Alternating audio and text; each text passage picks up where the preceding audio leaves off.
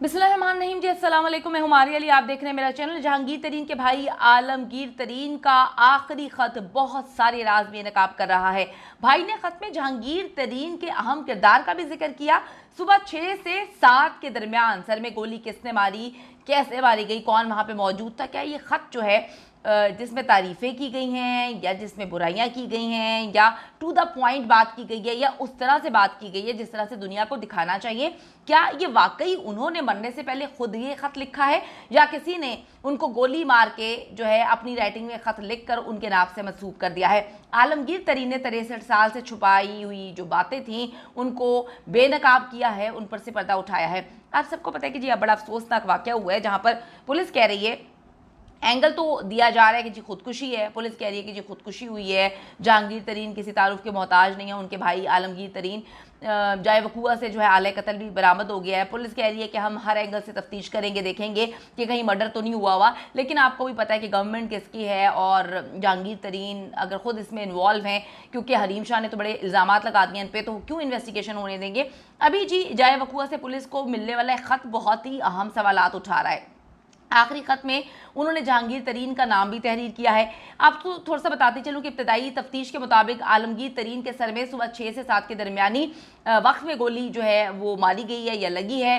तहरीर शुदा लेटर एक सफ़े पर मुश्तमिल है। लेटर पर तहरीर आलमगीर तरीन की अपनी ही राइटिंग, पुलिस बार बार कह रही है कि वो उन्हीं की राइटिंग है, लेकिन ये तो फोरेंसिक होगा तो पता चलेगा, हैंड राइटिंग एक्सपर्ट जो है इसको मजीद चेक करेगा तो पता चलेगा।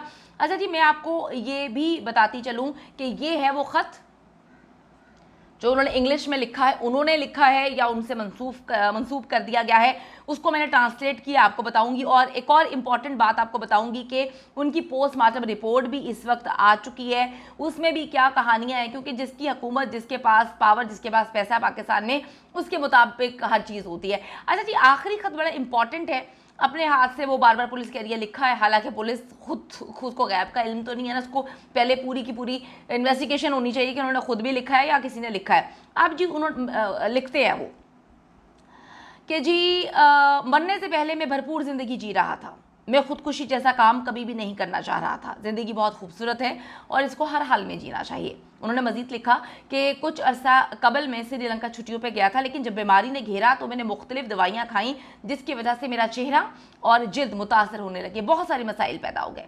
अब मैं इस बीमारी से मुकम्मल तौर पर तंग आ चुका हूँ और ये दुनिया छोड़ के जा रहा हूँ। अपने आखिरी खत में जहांगीर तरीन का जिक्र किया, उन्होंने शैगो का जिक्र किया और एक आलम जो उनके मुलाजिम है उनका जिक्र किया। शैगो मेरे ख्याल में उनकी मंगेतर थी जिनसे वो दिसंबर में शादी करने जा रहे थे।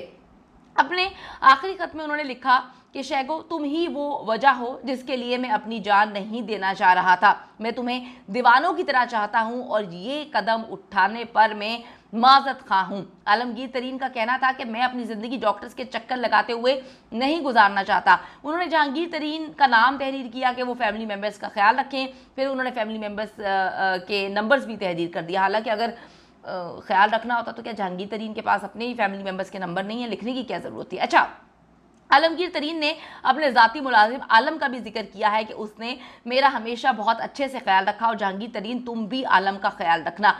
अब तो बड़ी अजीब सी बात है कि उन्होंने अपने मुलाजिम का जिक्र भी किया है, यानी कि मुलाजिम ही वहाँ पर मौजूद था, यानी कि अगर कत्ल होगा तो या तो मुलाजिम देख सकता था या फिर कत्ल करने वाला मुलाजिम ही है। तो जिस बंदे से, कितनी अजीब सी बात है कि पहले तो ये ख़त सामने नहीं आया जब कत्ल की यानी कि खुदकुशी की खबरें जो है वो वायरल हुई, अचानक से जो है पुलिस को ये ख़त भी मिल जाता है, उसको ये लोग वायरल भी करवा देते हैं, सोशल मीडिया पे भी डाल देते हैं। उसके बाद जो है उसमें वो जहांगीर तरीन का भी जिक्र करते हैं, तुम ख्याल रखना। उसके बाद वो आलम जो कि उस वक्त घर पे मौजूद था, कुछ भी वो कर सकता था, उसका भी जिक्र करते हैं। यानी कि जो भी जिन पर भी जो है वो नज़र रख सकते थे हम कि जी इन्होंने ये सब कुछ किया होगा, ये खत सामने लेकर आके उनको तो हीरो बना दिया, उनको तो अच्छा बना दिया, उनको तो ये बताने की कोशिश करें कि जी वो अच्छे हैं। बड़ी अजीब सी वेट सी चीज़ें लगी हैं कि खत में जहांगीर तरीन का नाम लिया हुआ है, आलम का नाम जो घर पे मौजूद है उसका लिया हुआ है। चले जी, अब बात बहुत सारी चीज़ें वाजे हो रही हैं, मुझे नहीं पता पुलिस सही से तफ्तीश करेगी या नहीं करेगी।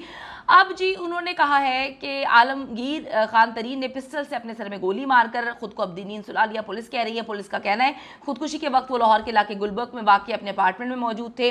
पुलिस ने कहा जाए वकूआ से एक ख़त मिला है जिसको पुलिस ने वायरल कर दिया है। फिर उन्होंने कहा जी करीबी साथियों के हवाले से बात सामने आ रही है जो बेस्ट फ्रेंड्स थे वो कहते हैं हमें तो इस बीमारी का इल्म ही नहीं था। वो हैरान हो रहे हैं कि उन्होंने इतना इंतहाई कदम क्यों उठाया।